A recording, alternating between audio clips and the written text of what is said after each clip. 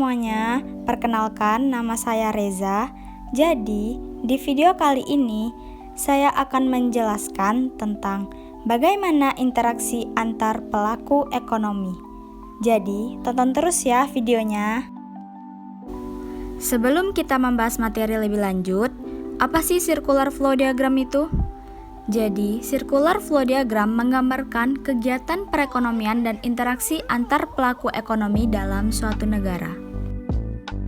Selanjutnya dari pelaku-pelaku ekonomi.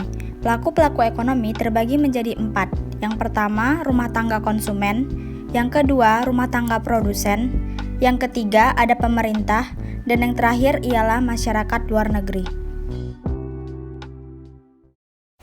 Baik, materi pertama yaitu circular flow diagram dua sektor yang terdiri dari rumah tangga konsumen dan juga rumah tangga produsen.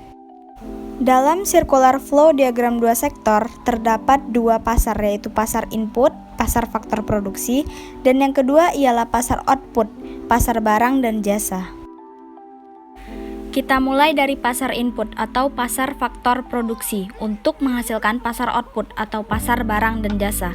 Perhatikan nomor 1 berikut ini, faktor produksi. Faktor produksi dimiliki oleh rumah tangga konsumen, kemudian diperjualbelikan di pasar input, dan kemudian akan sampai kepada rumah tangga produsen.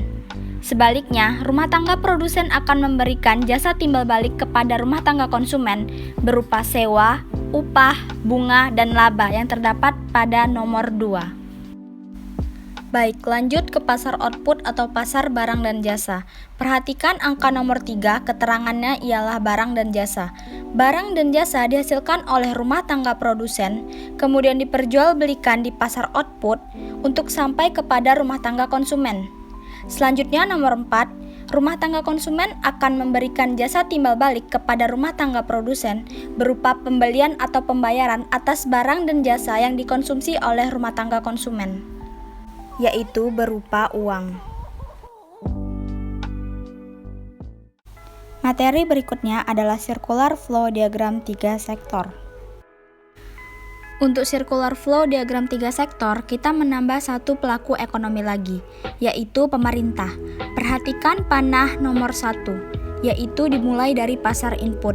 Pemerintah membutuhkan faktor produksi juga seperti sumber daya alam, sumber daya manusia, modal, dan kewirausahaan. Sebagai contoh, kita mengambil ialah tenaga kerja. Pemerintah membutuhkan tenaga kerja. Faktor produksi tenaga kerja tersebut didapatkan oleh rumah tangga konsumen. Jadi, rumah tangga konsumen menyalurkan faktor produksi tidak hanya ke rumah tangga produsen, tetapi juga ke pemerintah. Dan pemerintah akan memberikan balas jasa kepada rumah tangga konsumen berupa gaji atas faktor produksi tenaga kerja tersebut, yaitu terdapat pada panah nomor 2. Nah, pemerintah juga berperan sebagai produsen loh teman-teman. Kita tahu bahwa PLN, PDAM, Pertamina merupakan hasil produksi milik dari pemerintah. Kita lihat di sini panah nomor 3, pemerintah menyalurkan barang dan jasa tersebut ke pasar output untuk kemudian sampai kepada rumah tangga konsumen.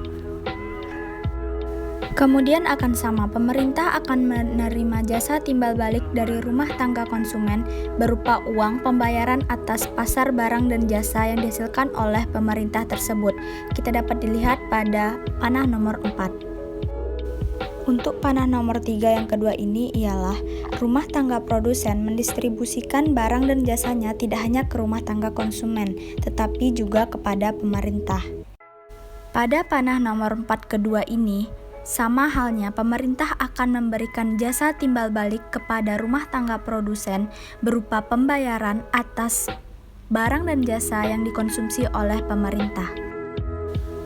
Lanjut ke panah nomor 5. Jadi tadi selain pemerintah berperan sebagai produsen dan juga konsumen, pemerintah berperan juga sebagai pengatur, yaitu memberi subsidi. Subsidi diberikan kepada rumah tangga konsumen dan juga rumah tangga produsen.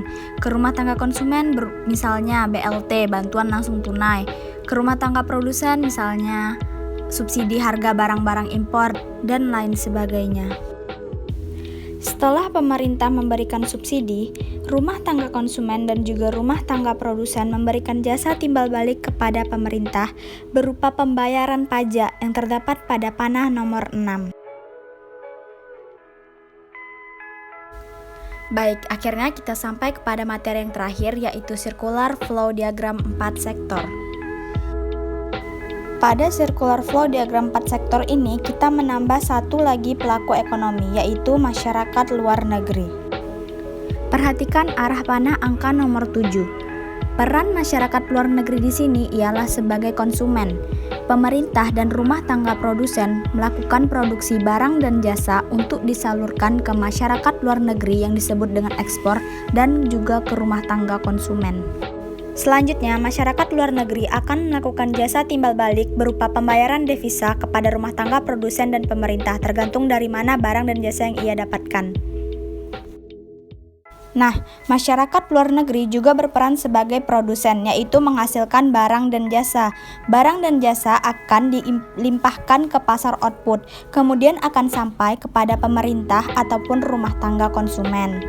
Artinya di sini, baik rumah tangga konsumen ataupun pemerintah melakukan kegiatan impor kepada masyarakat luar negeri. Kita lihat, perhatikan panahnya pada angka nomor 8. Sebaliknya, pemerintah dan rumah tangga konsumen akan melakukan jasa timbal balik kepada masyarakat luar negeri atas kegiatan impor yang dilakukan, yaitu dengan pembayaran devisa. Jadi gimana nih teman-teman? Udah pada paham kan dengan circular flow diagram? Ada circular flow diagram 2 sektor, circular flow diagram 3 sektor, dan juga circular flow diagram 4 sektor.